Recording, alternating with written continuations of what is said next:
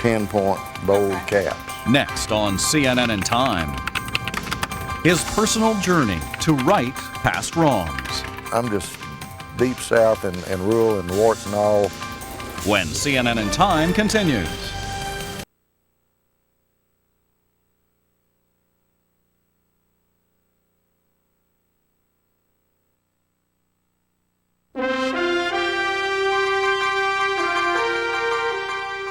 It happened so suddenly and drew so little attention that no one seems to remember exactly when the ferry boat stopped running between Camden and Gee's Bend. All anyone can agree on is that service across the Alabama River was cut more than 30 years ago, that it was the all-white leadership in Camden that did the cutting, and that changed things for a long time.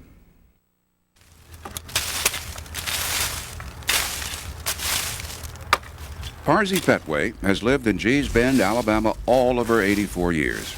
I've been kind of getting around a little doing things, and I've got like sitting down picking pecans. As a midwife, she's welcomed generation after generation to Gee's Bend. I've gone through a lot since I've been here, but thank God. It's a place where she knows everybody and everybody knows her. Very nice. Most of the people of Gee's Bend are descendants of two families of slaves. The way of life here, like the spirituals handed down from generation to generation, has changed little. There's a tiny post office here and not much else. Well, we got one or two little stoves that open when they feel like open. Move that fire, Eddie. Life in Gee's Bend is as slow as the river that runs alongside it. It's a virtual island carved by the Alabama River. But this community of 1,500 people hasn't always been so isolated. A ferry once joined it to the town of Camden on the other side. On quiet summer afternoons, we can hear children playing over there. 64-year-old Hollis Curl lives across the river in Camden. He's less than a mile from Gee's Bend as the crow flies, but it's now a world away. We hear them hooping and hollering, and on holidays they shoot firecrackers. Double check me on that and make sure I hadn't got a misunderstanding on anything. Curl is owner, editor, and publisher of the county newspaper.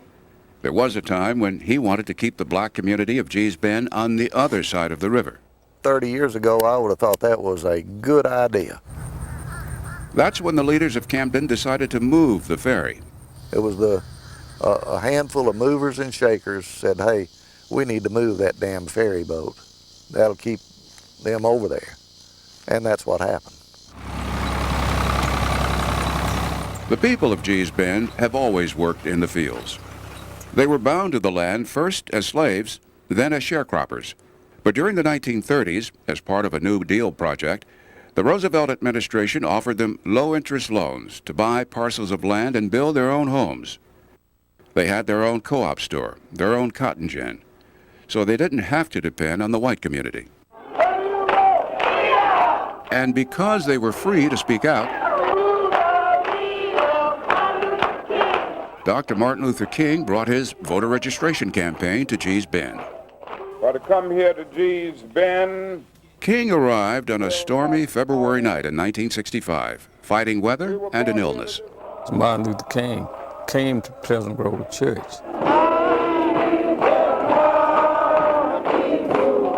We had a big meeting at our church here in the Bend. John Gregg, a cattle farmer, and his wife Nina, a retired school principal, remember how King's visit changed their lives. I come over here tonight to tell you that you are God's children. He said so many things about we were somebody, and you can do anything you want to do. You don't let anybody stop you. You just keep moving. We are going to stay with you and stick with you and work with you until Negroes can register to vote in this country. Within weeks, hundreds marched into Camden to demand the right to vote. We organized and started going to Camden. And we was going across the river, on the ferry. Come on, man. Lucy Mingle and her family were thrown off the land they were sharecropping after their white landlord found out they took part in the protests. But that didn't stop them from marching. Come on, baby. If we hadn't been doing that, we'd still be the same today. Someone had to take a stand. I ask you to bless every man that's here to do us harm. And we kneel down and began to pray. And after we began to pray, the white people locked the store doors and they went on back up inside. It was a tremendous threat to white political power. It was a threat to white retailers. I was 110% opposed to everything they were doing. The whole month of July. Lummy Jenkins was the sheriff at the time. Lummy Jenkins told him that they was coming into town. He couldn't stop them. They was coming to town like blackbirds. Do something about it. He could not stop the marchers, but he could stop the ferry. They dropped the cable and unhooked it, and away it went. But the protests didn't stop. When they marched to desegregate the city schools, Hollis Curl served as a municipal court judge. On one day alone, he jailed 410 demonstrators who were parading without a permit. The police had used a lot of tear gas. A lot of folks got cracked in the head with billy sticks and whatever. They were in violation of the laws that were in effect at that time. But in the bottom of my heart, I knew that we were trampling on somebody's rights. Although they eventually won their civil rights battle, the ferry never returned. Without it, what was once a 15-minute trip to Camden is now a nearly hour-long drive. Take your time, Mom. Lucy Mingo has to make that journey to Camden to get medicine for her mother, who has Alzheimer's disease. You know, all the way around is 45 miles from here to Camden. Without the ferry, children have to travel that distance by bus to get to school. That also keeps them from taking part in after-school activities.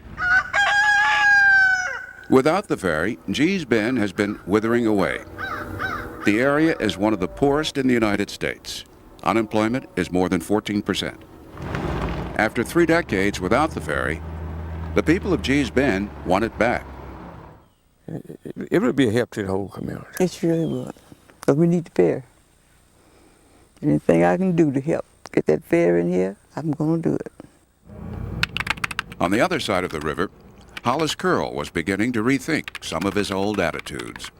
At least from my white perspective, I didn't think we had any problem, but I've learned over the years, and am still learning from some of my black friends, that there was a hell of a problem. One morning 10 years ago, while duck hunting, he looked across the river and saw that a house in Gee's Bend was on fire. It made me realize, in looking across the river at the glow in the sky, and in learning that a family was now homeless, that to realize the isolation of the people in Gee's Bend. No fire engines, no ambulances, no hospital, no supermarket. So Curl decided to write a front-page editorial. Ferry service across the Alabama River between Camden and Gee's Bend should be restored. Isn't it time our officials, black and white, sat down and tried to do something to benefit everybody for a change? No response, none whatsoever. Then, 2 years later, Earl Hilliard was elected Alabama's first black congressman since Reconstruction. I started looking into it, and I thought that I would be able to help them. 30 years earlier, Hilliard stood on the opposite side of the river from Hollis Curl.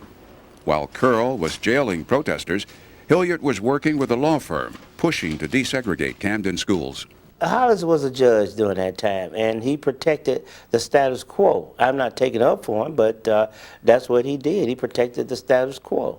And I was one of those that was not satisfied with the way things were. The congressman found $856,000 from a little-known federal transportation fund. I think the impact would be on the entire county. And when you have a good 20% of your population that cannot trade on a daily basis in the town, it does create an economic hardship. It's going to be a real boost to the town of Camden, while at the same time elevating the standard of living for the people in Gee's Bend. Not everybody agrees. The return of the ferry has its opponents, like service station owner Elijah Shaw. As a county commissioner, he voted against it. It's not going to create any more jobs. It's going to put a burden on the county. Critics argue county residents will have to pay an additional tax to keep the ferry running, and that will be a hardship on the people of Gee's Bend. If the taxes goes up and they don't have a way to pay the taxes, the land automatically they'll have to sell it, and other people will buy it, and it would defeat the purpose of them because they would have to move some of them. For better or worse, the ferry is coming. Nearly a decade after Hollis Curl set out to right a past wrong, the boat is finally under construction. County officials say it's slated for operation in the next few months. I'm just going to wait till I see it. It may happen, but I'm just going to wait till I see it. I've been hearing it so long. For people on both sides of this river, the ferry crossing will be much more than a trip from Gee's Bend to Camden. I'm just deep south and rural and warts and all. I've done some things that I wish I hadn't done. I've made some progress in trying to right some of those wrongs, and hopefully God will give me a little while longer to do something else. Hollis Curl has ensured himself a spot on the ferry when service returns to Gee's Bend. A Coast Guard certified captain, Curl will be at the helm of the ferry for its first trip across the river. That's this edition of CNN in Time. I'm Bernard Shaw. Jeff, I'll see you next week. Thank you, Bernie. Coming up next on CNN, millennials.